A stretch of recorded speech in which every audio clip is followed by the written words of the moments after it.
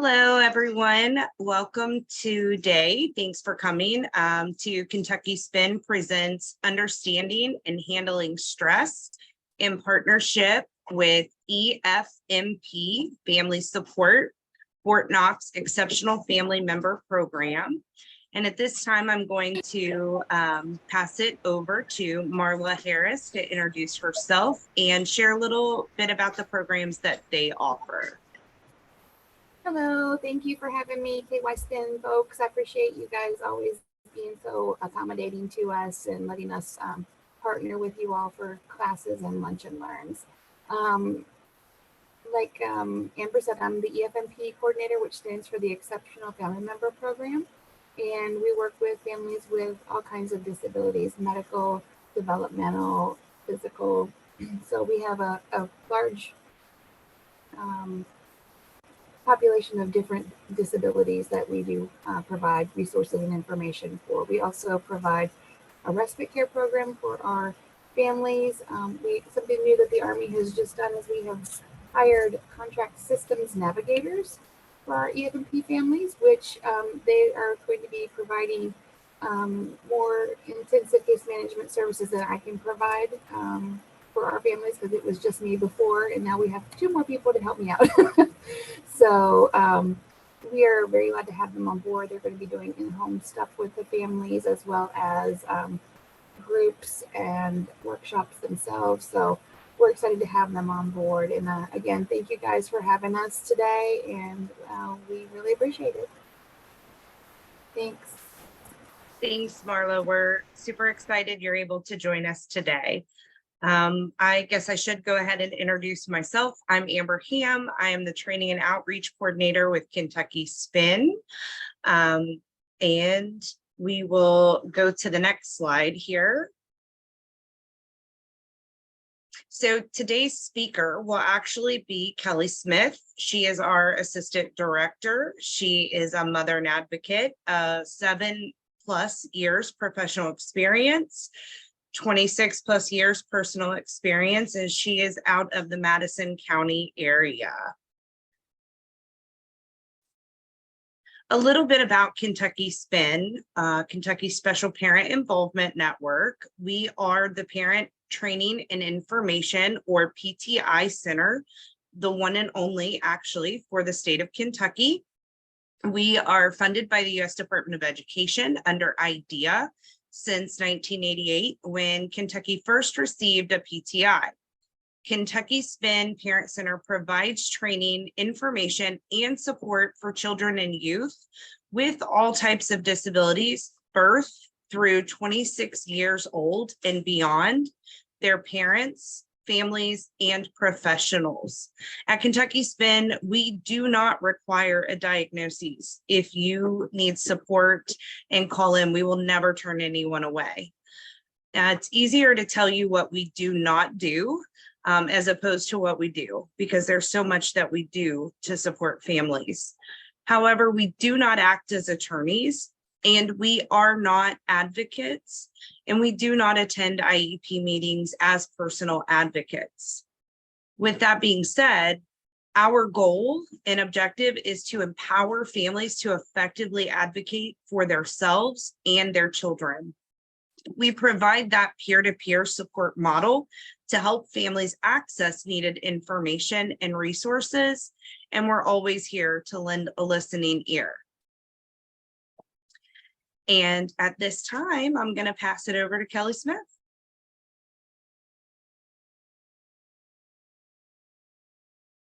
Hi, everybody. My name is Kelly Smith, like Amber has said a couple of times now.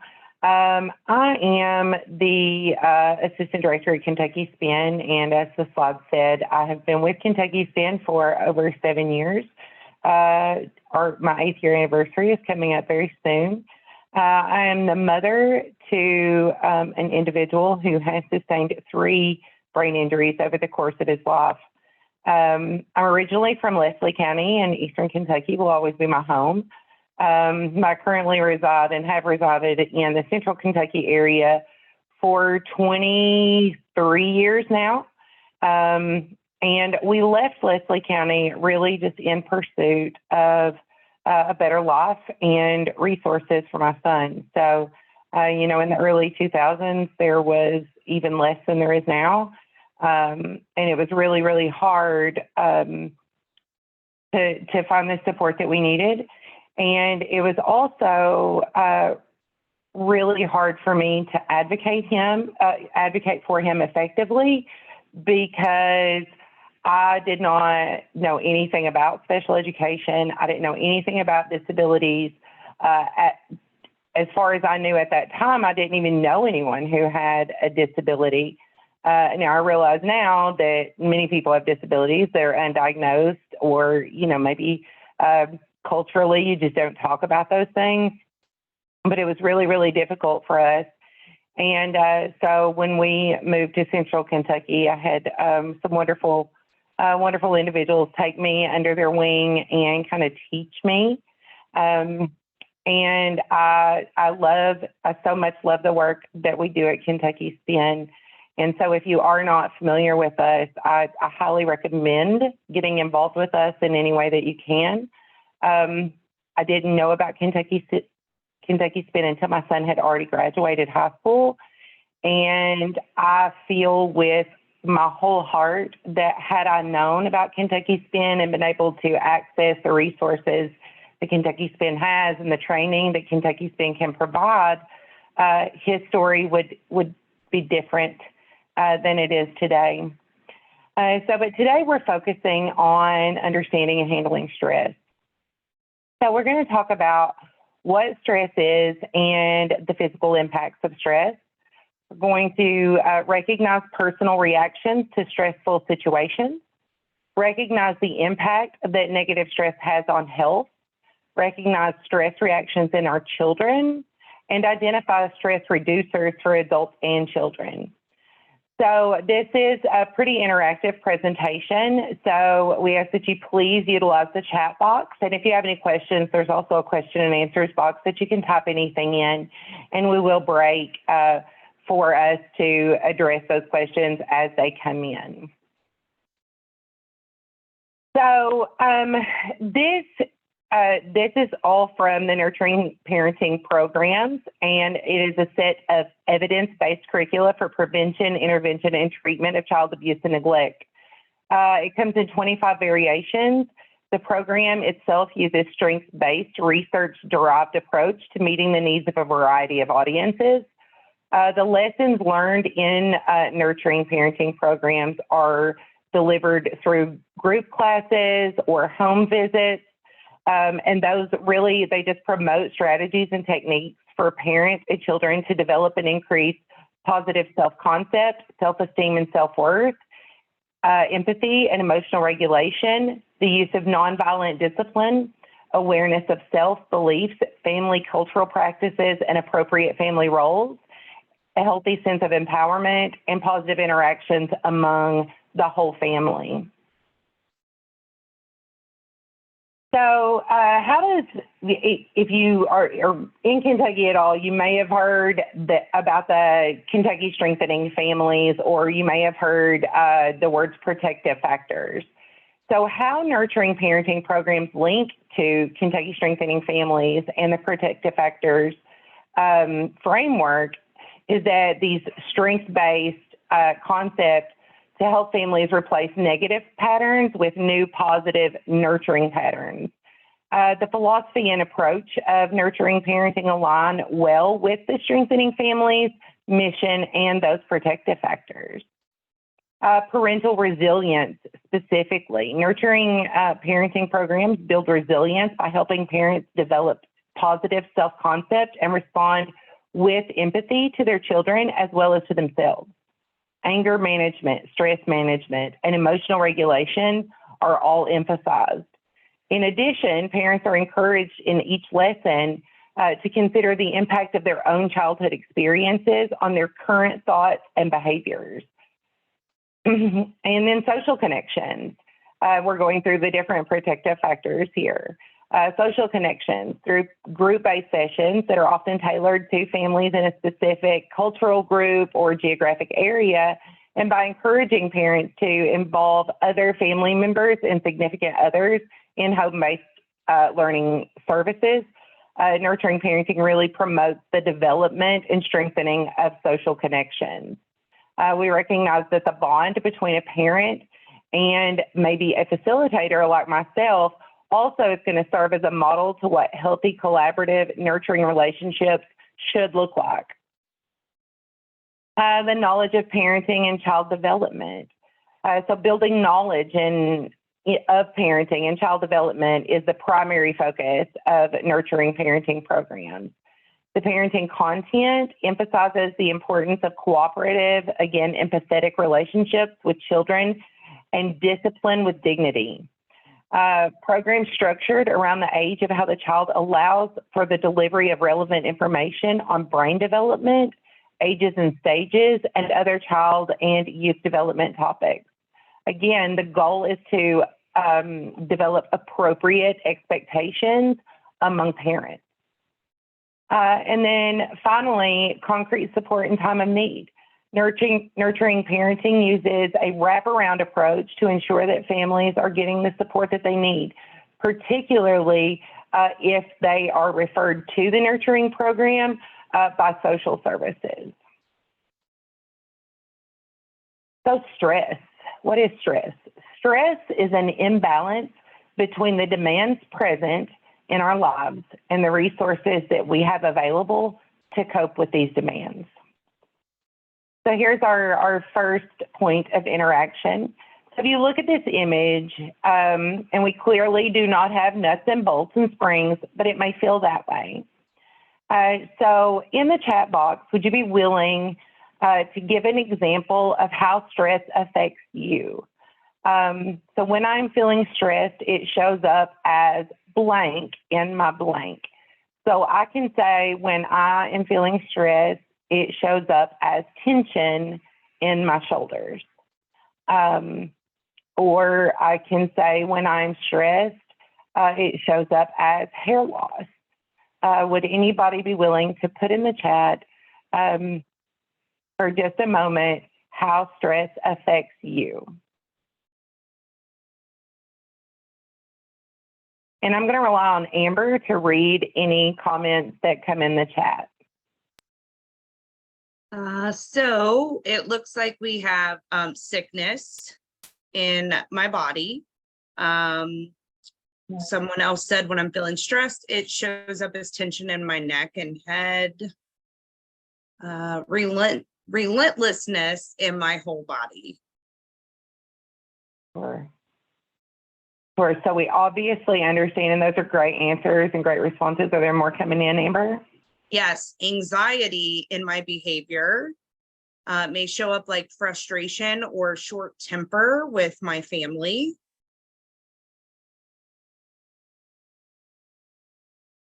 I feel that. Same. I think that's all we've got for now, Kelly.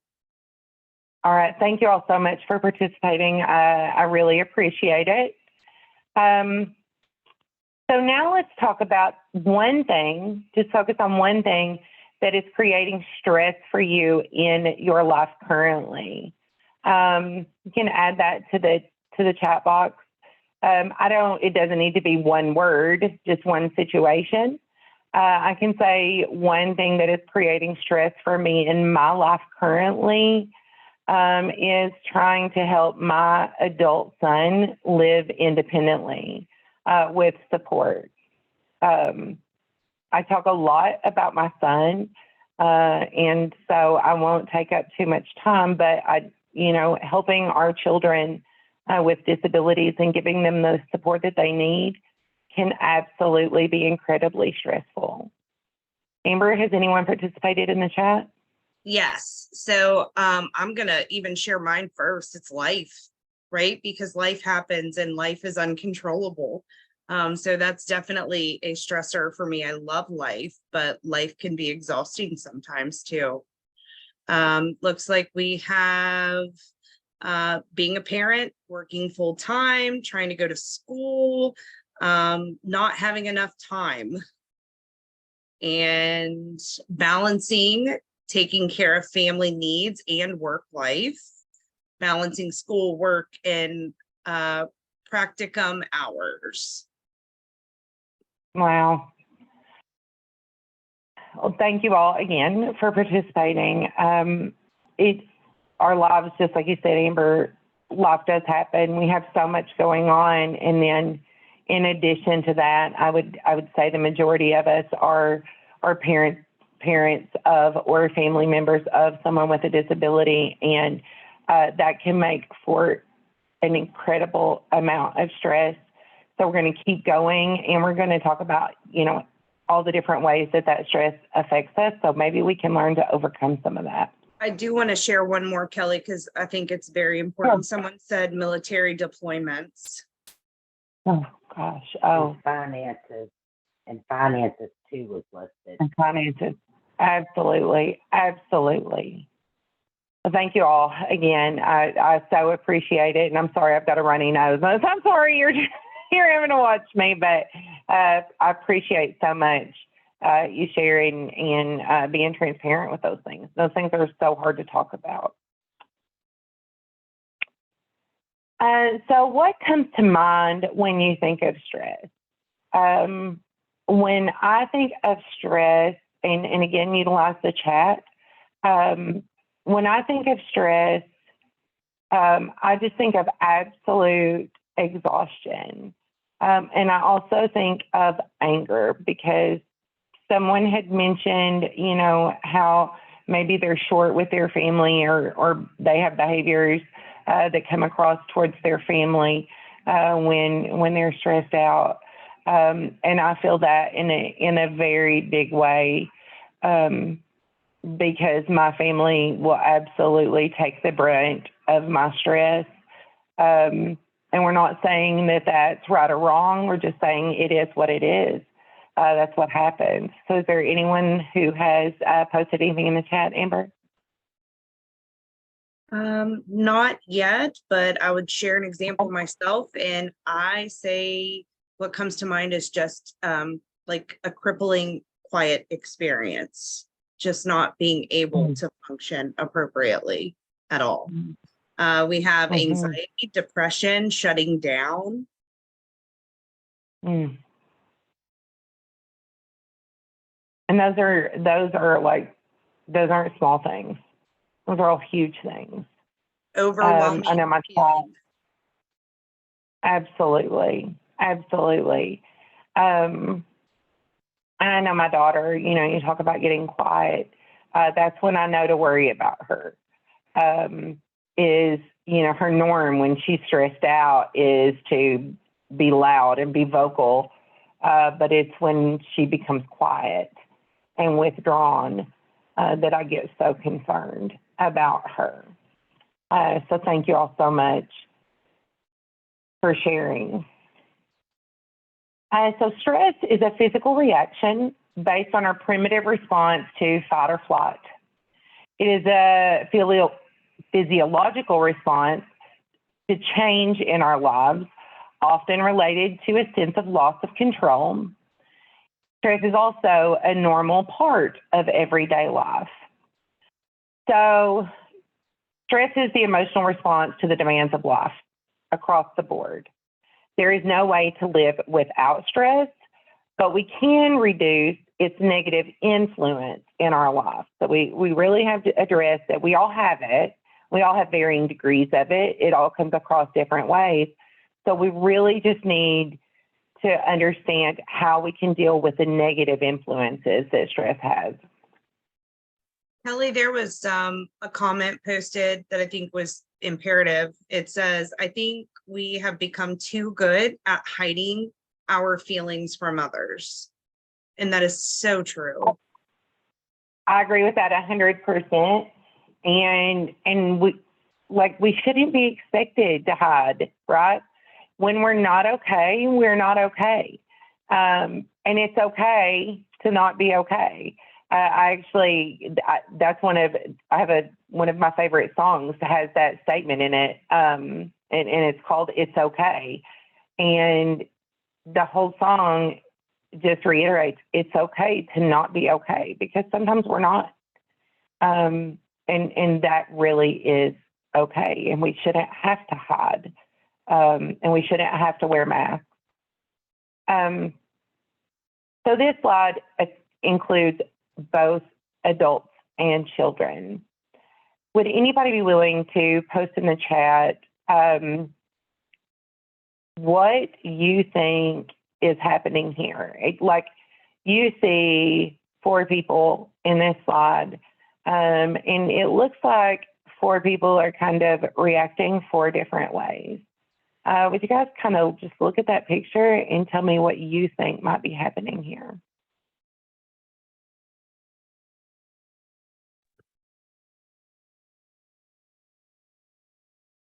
I'm going to give a go at it, Kelly. Mhm. I'm seeing a mom that is probably overstressed, overworked, or under-recognized, asking for help. Maybe a dad explaining everything that he does and feel like he's helping and supporting. And both of the kids are feeling that stress of the parents arguing back and forth, possibly and potentially thinking that it's their fault. In the chat, we have, looks like parents are arguing and children trying to block it out. And they're absolutely, and we're seeing 4 people under stress displaying it in 4 different ways, right? And we often forget about the people who get caught in the crossfire. You know, we've talked a little bit about, you know, maybe the way our family is impacted when we're under stress. And it's important for us to understand that when we're stressed out and when we don't know how to handle our stress or reduce its negative impacts, it not only affects us, but it affects everyone around us. So the question is, do you feel like you are more prone to stress than others? At my house, I seem to be. I don't know that. My husband says no, I'm not, that he just carries it differently than I do, which is probably true, but I tend to be a little mouthy, LOL, and I'm much more vocal. So how about you guys? Do you feel like you are more prone to stress than the people around you? We have a yes, 100% true, and given our responsibilities, yes. I know as a parent, I am definitely more prone, absolutely. We have everyone agreeing in the chat. They feel as if they are more prone to stress. Yeah. Especially if you take into consideration our normal life demands, and then we're families with disabilities, right? Right. Especially when special needs is involved. Absolutely. So again, here it's just everyone experiences stress. I can relate to every single person, I think, on this slide, even the child with her ears covered. You know, I can relate to every single one of them. And just to reiterate, we all have stress. We all just display it different ways. We had a comment that came in and said, I used to think so, but our children are under a lot of pressure these days too. Oh, mercy. I wouldn't go back in time for anything. My heart goes out to our young people because I don't know. I cannot imagine what it must be like now. I know how hard it was when I was growing up. I can't imagine now what it must be like. So I definitely agree with that. So not all stress is negative. There's good stress or positive stress, and that's the kind that energizes us to fulfill our dreams, accomplish our goals, and complete our daily tasks. So for instance, some examples of good stress might be having a deadline at work that forces you to use your time efficiently, feeling anxious about a blind date, or even buying a new home. Or every time I go to present, I get these butterflies in my stomach. I get kind of, you know, a little stressed out, but it's positive stress. It's that positive energy that drives us forward. So note that there is positive. When we think about the word stress, most all of us go negatively, but there is positive stress as well. That being said, stress can also be negative, as we've addressed. So bad or negative stress weighs us down, and that's what drains our energy. Bad stress is called distress. So distress is generally the result of our basic needs not being met. If that was written right here, I could underline that and highlight it and bold it and draw circles around it. Our basic needs not being met.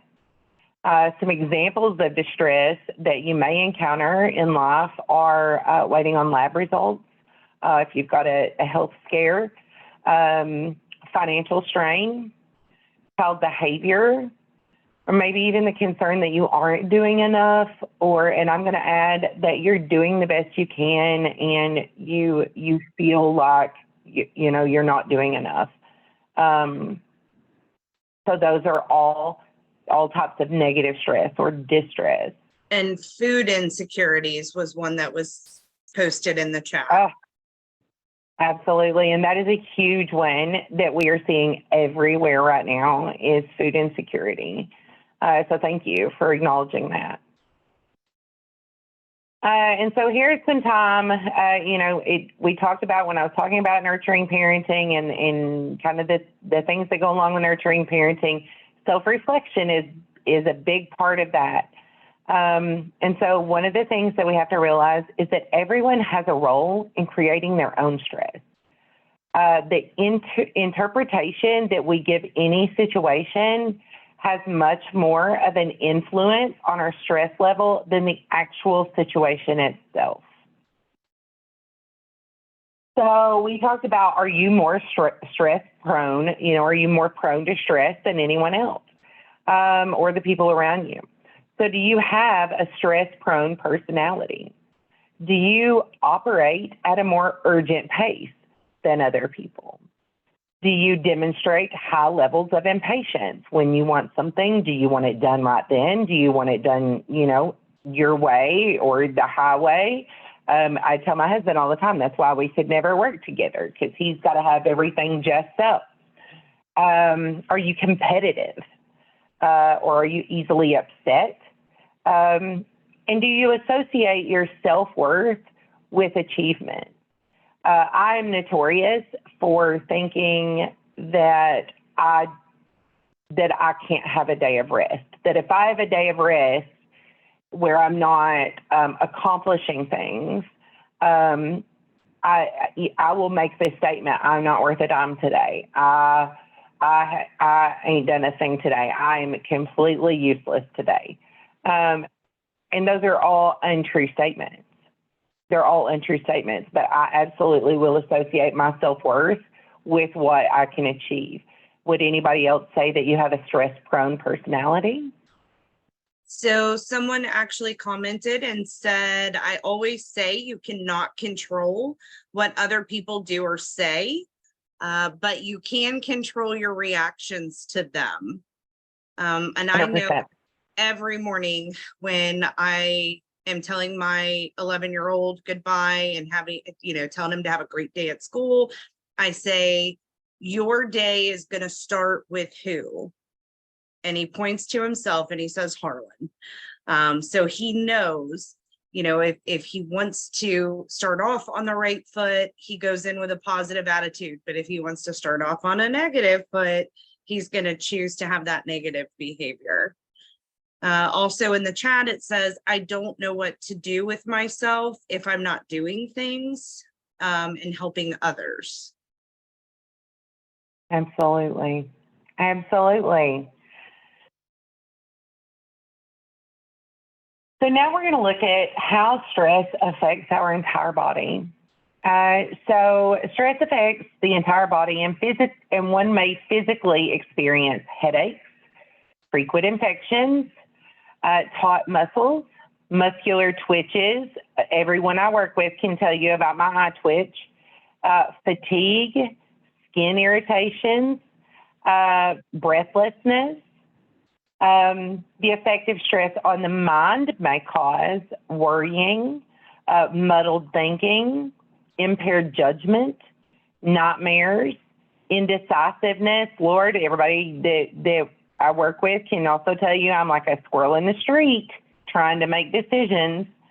Nightmares, or I think I already said that one. Negativity, hasty decisions. Emotional stress can lead to the loss of confidence. It can lead you to being more fussy and more irritable. It can also lead to depression, apathy, alienation, and apprehension.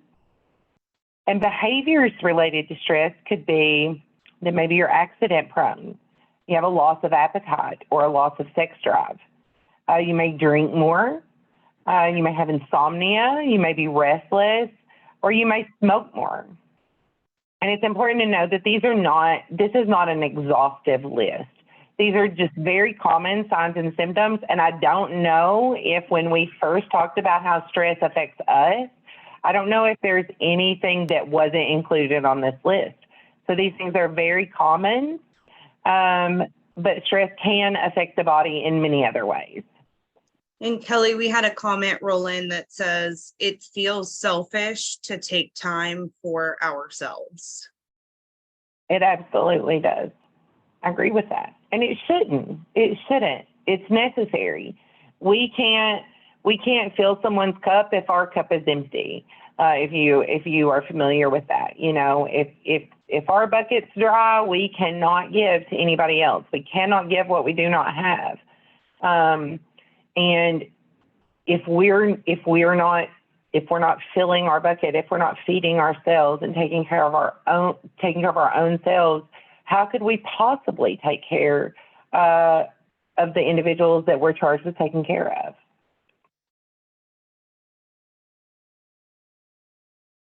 So there are different techniques that can be used to reduce stress.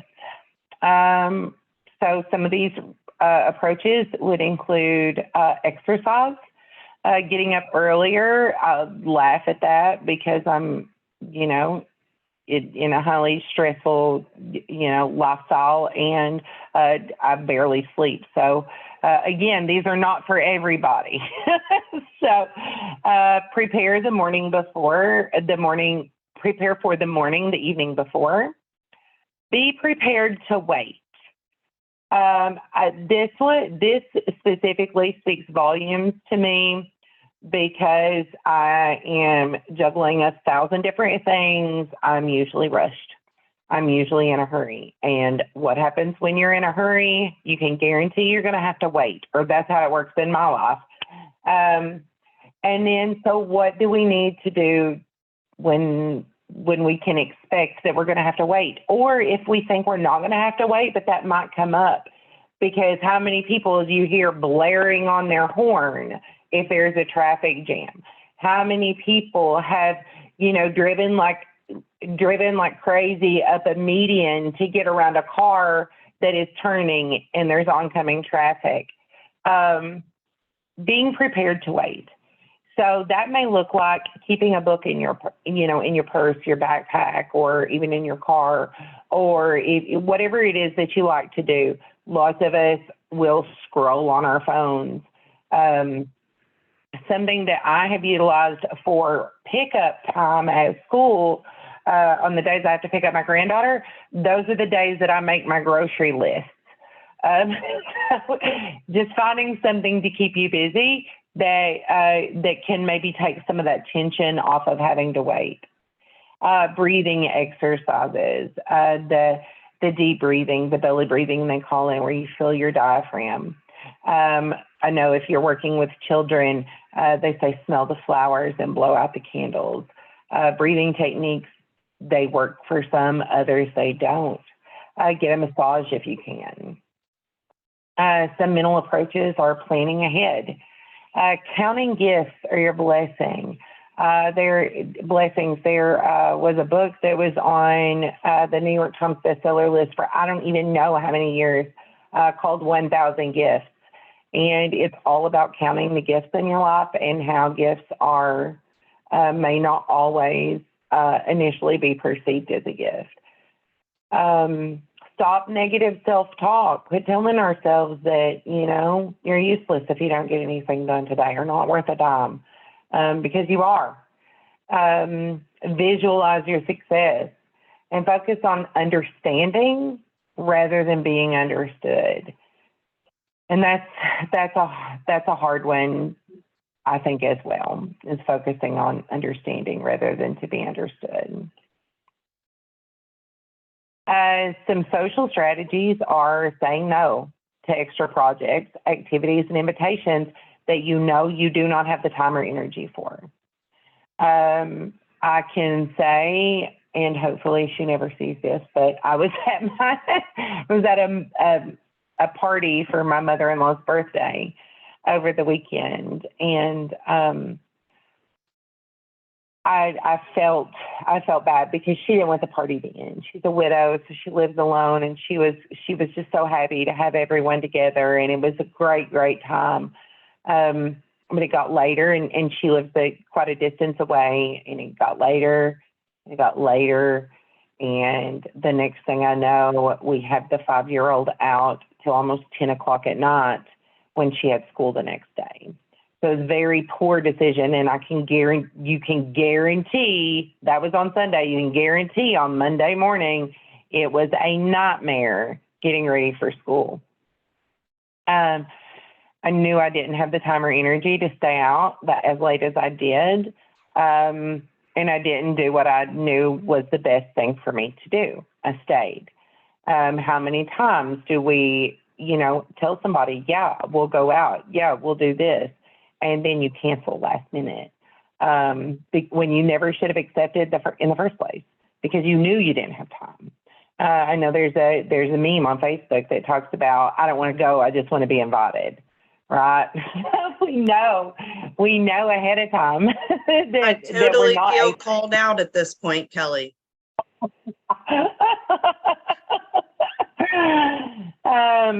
Make friends with non-worriers. I'm not a worrier myself, but I know lots and lots and lots of people are. I'm not a worrier. My stress comes from other ways. But if you are a worrier, make friends with someone who isn't and talk about your problems. Don't wear a mask. Be transparent. If something's going on and you need help, just remember that it is okay to not be okay. We had some general.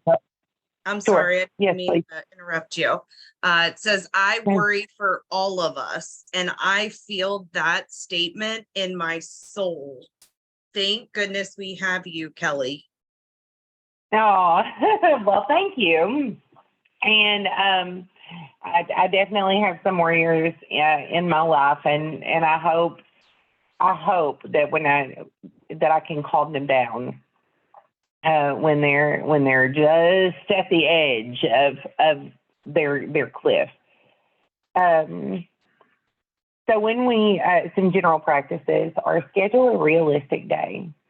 If your to-do list is 2 pages long, that's not a realistic to-do list.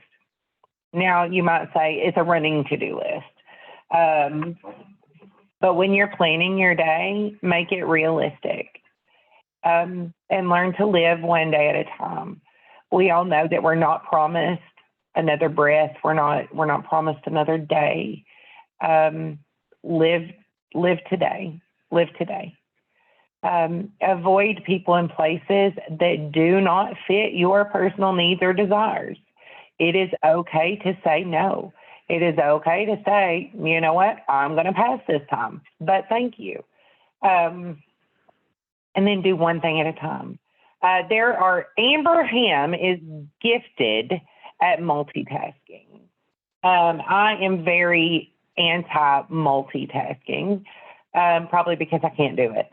But Amber has a gift. She can talk, listen, and operate all at the same time.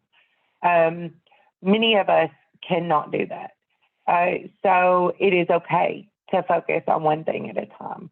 Again, that goes into scheduling your day, to scheduling your workload, making sure that you can pay attention to one thing at a time, because in this day and time, and I can say especially since COVID, I think that we have had so much more put on us, right? We're expected to do more in less time with the same amount of resources. And it's impossible to keep up. It really is. So give yourself some grace to do one thing at a time. Yes, Amber.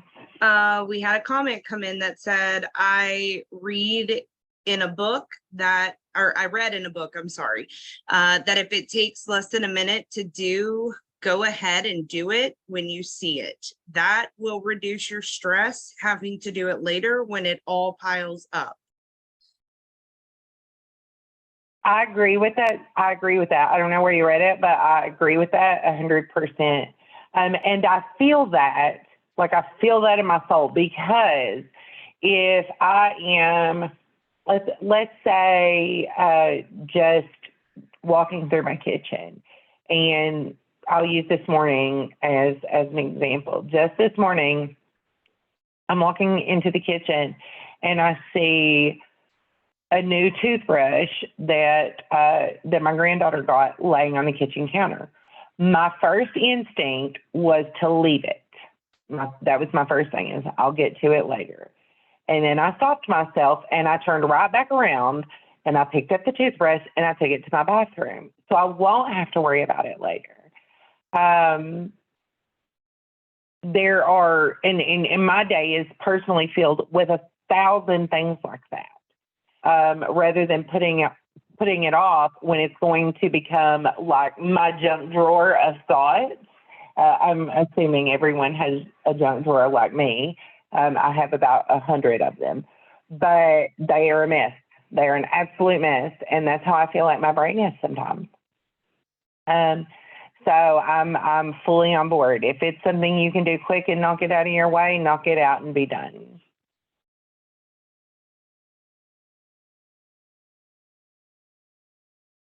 Okay, so let's talk about children and stress.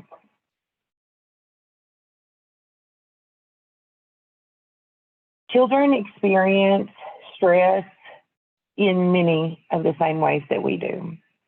And when we think about how our stress impacts us, and the feelings we have when we have stress, it's kind of heartbreaking to think about our children experiencing that kind of pain or those kind of feelings, right? But they're people, they're just small. So some things that may stress out a child is the reaction of an adult, or maybe a healthcare setting. You know, they get scared, or having a sibling with a disability. I never considered, and this is probably shameful to admit, but I'm pretty transparent. I never considered when my children were growing up, we have 5, and my son with the brain injury is in the middle, and I never considered the stress that being a sibling brought on. I actually didn't know that until I didn't consider it until I met our director, Rhonda, and what it must be like to be that sibling. So just hold on to that for just a minute. Some factors that contribute to a child's ability to cope would include their developmental age. You know, do they have the social emotional skills that are needed to manage stress in everyday life? Family support and a caregiver's response to stressful events. A lack of or previous healthcare experiences. Treatment protocols. You know, our babies that have to go through a whole lot. I mean, my goodness, just think of the amount of stress that puts on them or on their siblings, watching their sibling go through that. Their tolerance for pain, their personality, the same as me and you, and are we more, prone to stress than others? And then I would say both healthcare, home, school environment. Things are very different now than they were in the years past, I believe. And I said, I can't imagine being a child. So all these are factors that may contribute to a child's inability to cope with stress, I'm sorry. So what are some of the stressors that you have noticed for your child?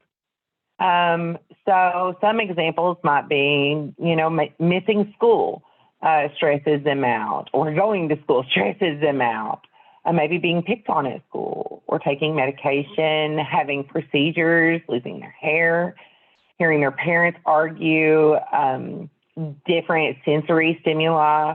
The list could go on and on. Would you guys be willing to put in the chat? What are some of the stressors that you see that you have noticed for your children? I know for my son specifically, the clipping up or clipping down at school is a huge stressor for him. Mm-hmm. And we come to find out they don't even use the clipping system in 5th grade anymore, but that in his mind, he is constantly stressed out about clipping up or clipping down, and it's not even going to occur. We have in the chat change. Someone's asking, what is clipping up or clipping down? So in the schools, there's a list of colors, and going by good deeds or positive behavior, you may clip all the way up to yellow, which is the best color. I don't know, I'm guessing on the colors. But if you have a really rough day and maybe some bad behaviors, you may clip all the way down to a red, which is like the worst color to be on. And all the students have their name on this chart and clipped to a different color. Then we have change, emotional trauma they have experienced over the last few years.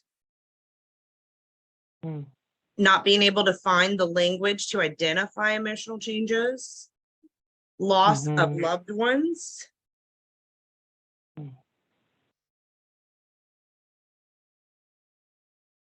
So I'm seeing Roland right now. Thank you. It's so hard. It really is so hard. And so it's important for us to remember that they do experience stress and that they do react to stress. And it may look much like what our reactions are, and it may look like much less. Here is kind of just a thought that I will leave here on this slide is, when our children are under stress, how do we expect them to react? What is okay and what's not okay? And does it look different than when we're stressed out? So I've openly admitted when I'm stressed out, I have behaviors. I act up.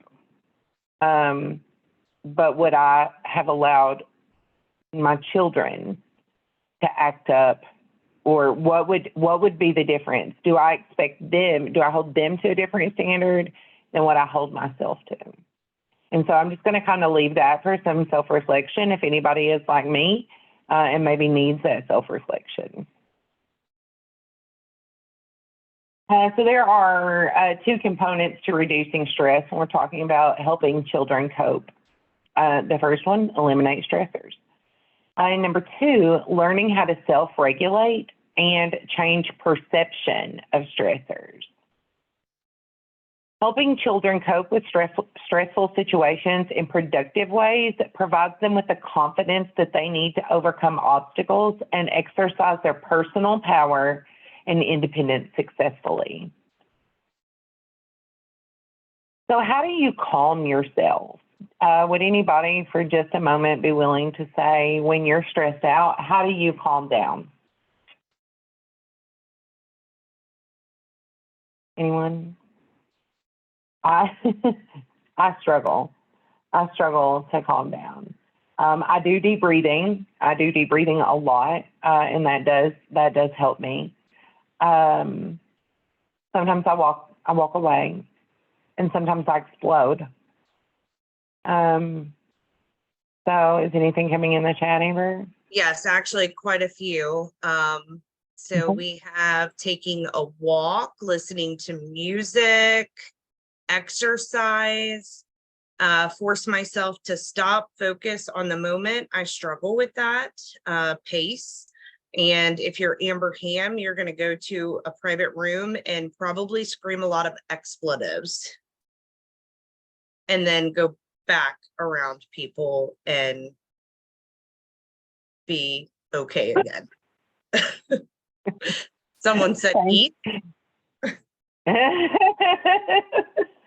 Thank you all for sharing. And hopefully maybe some of us can take some pointers. Chocolate. Okay, so, oh, I'm sorry, go ahead. Chocolate always helps was a comment. Always. It always helps me. It always helps me. I'm an emotional eater, so it does help me. So something else you can do is change the environment. And then maybe engage in older children, especially siblings. Siblings have a relationship, obviously, that with their, with each other that parents don't have. They have this bond that's indescribable if you aren't a sibling and you aren't familiar with that bond. Our children, my stepchildren, their mother and their stepfather were getting a divorce. And I kept asking them, do you want to talk about it? Are you okay? How can I help you? Tell them, my heart breaks for you. I'm so sorry. But when I overheard them talking to each other and I saw them hugging one another and I saw them opening up to each other in a way that they wouldn't open up to me, it absolutely warmed my heart.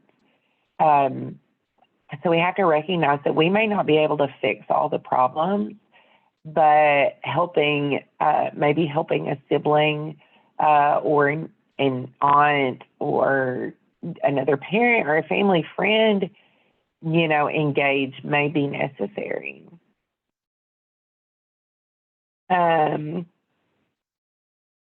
So a problem-solving technique with children is to first have them state the problem. So if you're a child, and I'll use my granddaughter for instance, if she is stressed out, she is completely, her lid is flipped, she's completely out of control. There's really no talking to her at all until she is able to calm down. So the first thing we need to do is have them identify the problem. And I think we can use this with ourselves as well. What is the problem overall? What's the real problem here? Is it your problem? If it's not your problem, whose problem is it? What have you tried to resolve the problem? How have you tried to fix it? If that didn't work, what else are our options? What can we try instead? We may need to even identify positive and negative consequences for possible solutions. Not every solution is going to work, and some may have, obviously pros and cons. So weigh those out. And then pick one or two and try them and see if those work. So here's an example. A child misses a parent while the child is at the hospital. Whose problem is that? That is the child and the parent's problem. So the child is very sad and misses their parent who's at home. So what have you tried? Maybe they've tried calling, the parent, but the parent's not at home. And then they've also tried the parent coming to the hospital after work, but the parent works full time and they live an hour and a half away from the hospital. I know that happens pretty often. So what can we try instead? So maybe you try, for the parent ideas, you could say that they exchange pictures so that, I have a picture of my parent with me and I can look at that picture and I can talk to that picture, Maybe they use text messaging or social media to talk to one another, you know, send little snippets or messages or Snapchats or whatever. The child keeps something that reminds him or her of their parent. So maybe it's a shirt or a pillow. That is something my granddaughter uses when I have to go out of town for work. She takes my pillow everywhere she goes, and then I'm guaranteed to have to wash it because she's packed it all over the place. Maybe you do video calls. Maybe the parent reads a book and records their voice for the child to listen to. Or maybe the parent records a video of reading a book for the child to watch. Or maybe you work with the child to make a calendar so that they can keep track of the days and help have something to look forward to. And what can we try as far as child ideas? A child might think, well, my parent could quit their job and just stay with me. Or I don't go to the hospital anymore. That would be good. Or when I get home, the parent takes me to the store and buys me a new toy. So obviously, there would be both positive and negative consequences to these suggestions. The important thing is that you're looking for solutions to the problem, and then you can cope. So some coping mechanisms would be a gentle touch or a massage, listening to soft music, words of affirmation, or setting goals, relaxation and visualization techniques, slow breathing, exercise, writing in a journal or writing stories, using imagination, labeling emotions, which can be very hard for children and adults as well, because sometimes we just don't know what we're feeling. We're just feeling. And I always think back to that first slide where the nuts and bolts are going. Springs are all over the place. So just taking that time to label emotions. Creating consistent routines. Allowing transition time. Limiting sugar and caffeine. And using humor. Now, keep in mind, these are all things that we can do to help our child. These are also all things we can do to help ourselves. Because I can tell you a million times over, if I'm looking at this list, there are a lot of these things that kind of apply to my stressors. And we also have to remember that being stress-free is unrealistic. There's no such thing as a stress-free life. We have all different kinds of stress. We have all kinds of different situations. Our days look different in all kinds of different ways. So the important thing, and that I really hope that you take away, is just labeling it, recognizing that it is okay to not be okay, and that the important thing to do is to just solve that problem. What is the problem? What's the real problem? Is it my problem? What have I done? Did it work? What can I do differently?